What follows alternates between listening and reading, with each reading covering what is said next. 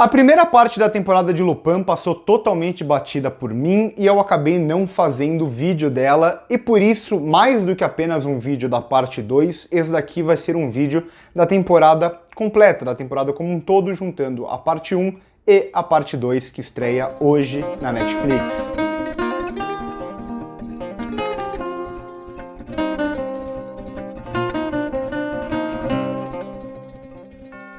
É bom deixar bem claro que essa daqui não é a segunda temporada de Lupin, é algo bem comum que a Netflix faz com várias séries estrangeiras, assim como fez com La Casa de Papel, que é pegar a série e dividir em 2 partes, ou em 3 partes, enfim.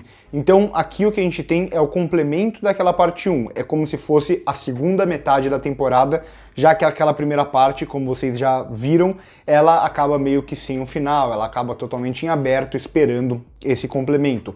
Se vai ter mais temporadas ou não a partir daqui, eu não sei, é possível, tem como abrir algumas possibilidades, mas o que a gente vê é aquele arco que começou no primeiro episódio sendo fechado aqui, e eu gosto disso. Eu gosto quando a temporada completa ela se fecha dentro dela mesma, ainda que possa vir possíveis sequências. E o que a gente tem aqui em Lupin é uma temporada imperfeita, mas ao mesmo tempo muito divertida de se acompanhar. E isso passa muito pela escolha central de focar todas as ações no seu protagonista, aqui protagonizado pelo Omar Sy, ele que faz o Lupin. Então os personagens secundários eles viram meros peões nesse jogo do Lupin. Um jogo proposto pela série que foge muito de uma lógica real, mas está muito mais ligado a uma coisa bastante fictícia, e aqui sim, a série ela vai exigir muito do público aquela boa e velha suspensão da descrença, então várias coisas não vão fazer sentido mesmo aqui na série,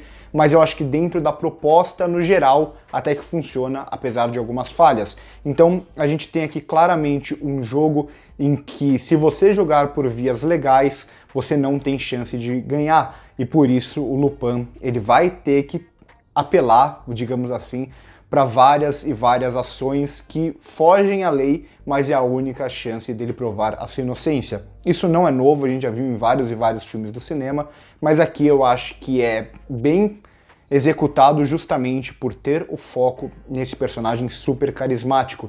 Então, em nenhum momento a gente duvida sobre a integridade, digamos assim, sobre a bondade daquele personagem principal, por mais que a gente possa questionar algumas ações dele. E isso passa muito também pelo carisma do Omar Sy, e isso é a essência da série aqui. Uma série, como eu disse no começo, ela é cheia de imperfeições, mas ela tem algo que cativa o público, que torna fácil de maratonar, justamente porque a gente coloca esse personagem em uma situação que ele tá tendo sempre que, ao mesmo tempo que ele é muito carismático e a gente compra o Lupin desde o início, esse personagem parece que ele tá sempre se desconstruindo também. Então a gente vai ver ele usando muitas e muitas fantasias. É quase como se a gente visse o Omar Sy sendo aquela pessoa e ao mesmo tempo sendo muitas outras pessoas. E outra coisa que coloca a gente dentro dessa série desde o início é justamente uma injustiça colocada ali, que a gente quer que aquela injustiça seja desfeita. E de certa forma, a série vai fazer escolhas genéricas para romper com uma lógica dominante atualmente, principalmente nas produções hollywoodianas. Óbvio que a gente está falando de uma produção francesa. Do que eu tô falando? Bom, eu comento muito aqui no canal como me incomoda cada vez mais essa obsessão pelo realismo no cinema ou na televisão, e também eu geralmente elogio quando a gente tem vilões que são mais desenvolvidos, que têm suas motivações e tal, mas isso está começando a se tornar um clichê, em um momento em que alguns desses vilões eles são vendidos como complexos só porque vilões complexos agora fazem mais sentido. E aqui a série vai rejeitar tudo isso, ela vai para aquele maniqueísmo barato, clássico do herói contra o vilão, por mais que em alguns momentos a gente questione o herói aqui, no geral é um cara muito mal e um cara que quer desfazer uma injustiça que foi feita com ele e com o pai dele. Então quebra essa lógica de um vilão super bem construído, e o vilão aqui se torna mesmo o mal encarnado, digamos assim. Então o Pellegrini, ou como eles falam em francês, Pellegrini, desculpa por isso, ele é mesmo o mal encarnado, aquele cara que tem muito dinheiro e por isso ele acha que ele pode pisar em todo mundo, ele pode fazer o que ele quiser e vai sair sempre impune. E isso a gente acaba se conectando diretamente com essa situação de querer romper com essa injustiça. Então nem toda série ou todo filme precisa de uma grande complexidade entre herói e vilão, etc. Aqui eu acho que pelo contrário, Lupin se beneficia bastante desse maniqueísmo proposto, justamente porque a gente tem o vilão aqui, que ele é apenas uma peça dentro desse tabuleiro proposto pelo próprio Lupin, pelo protagonista aqui. Eu acho que essa lógica funciona muito bem, e a série, até com a agilidade que ela propõe e com as várias reviravoltas, ela vai funcionar justamente porque a gente está sempre próximo desse protagonista, entendendo o que ele está fazendo, e é sempre legal de ver ele sair das situações e das enrascadas que ele acaba entrando. E aqui uma escolha muito interessante, principalmente nas cenas de maior suspense, quando a gente acha que o Lupin pode ser pego, é a escolha da série ir sempre por aquele suspense hitchcockiano, ou seja, ela sempre vai mostrar pra gente onde está o protagonista e onde estão as pessoas que vão perseguir ele, tentar pegar ele. Com isso, a gente está vendo todo o cenário acontecendo na nossa frente e isso cria todo esse suspense. A gente sempre fica temendo pela vida dele, por mais que lá no fundinho a gente saiba que ele sempre vai conseguir sair, ou quase sempre.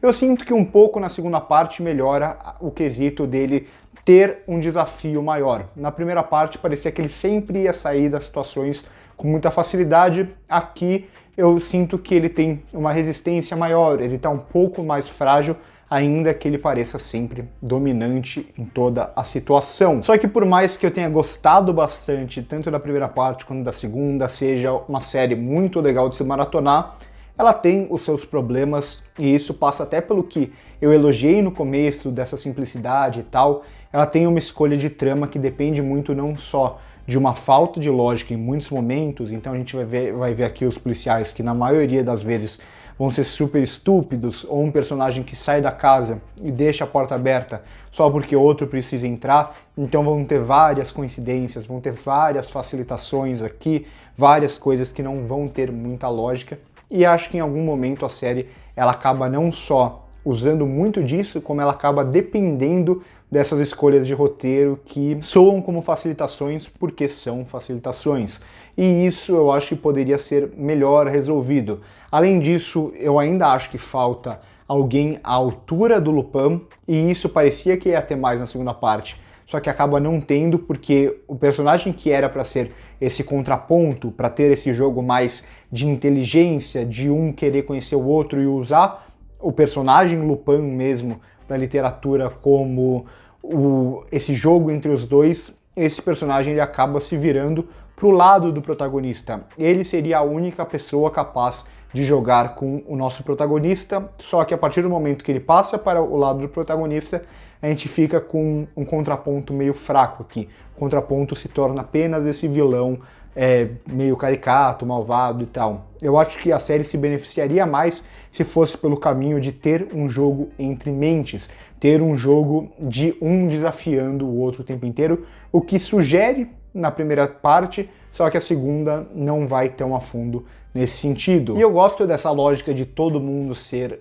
peão nesse jogo do Lupin, mas ao mesmo tempo eu acho que algumas personagens poderiam ter um desenvolvimento maior, os coadjuvantes. Não que eles precisassem ser super complexos nem nada do tipo, mas eu acho que, por exemplo, a Claire poderia ter mais tempo. O amigo dele, que tem um papel fortíssimo no final, nos episódios finais, e no começo ele fica meio esquecido.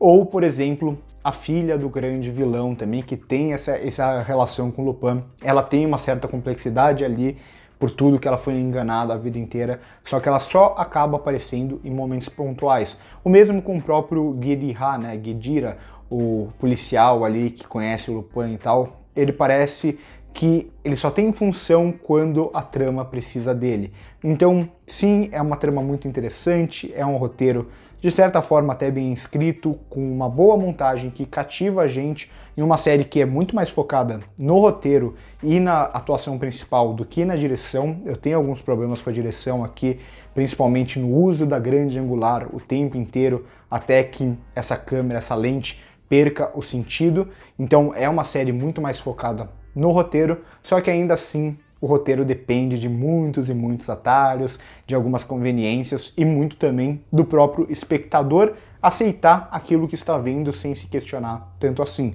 Mas no geral, o Lupin é uma série muito divertida e graças, claro, ao Omar Sy, que é um belíssimo aqui protagonista, um cara muito carismático e que faz com que a gente fique engajado o tempo inteiro, pelo menos isso aconteceu comigo. É por tudo isso que eu vou dar uma nota 7 para Lupin. Gostei, recomendo. Não sei se vai ter segunda temporada, talvez tenha, porque o público está gostando também. Então agora é esperar para ver se vai ter uma parte 3, né, um começo de uma segunda temporada, de um novo caso e tudo mais. Curte o vídeo se gostou, se inscreve no canal sendo não inscrito, comenta aqui embaixo se vocês concordam ou não comigo, o que vocês acharam da série. Por hoje é isso e corta.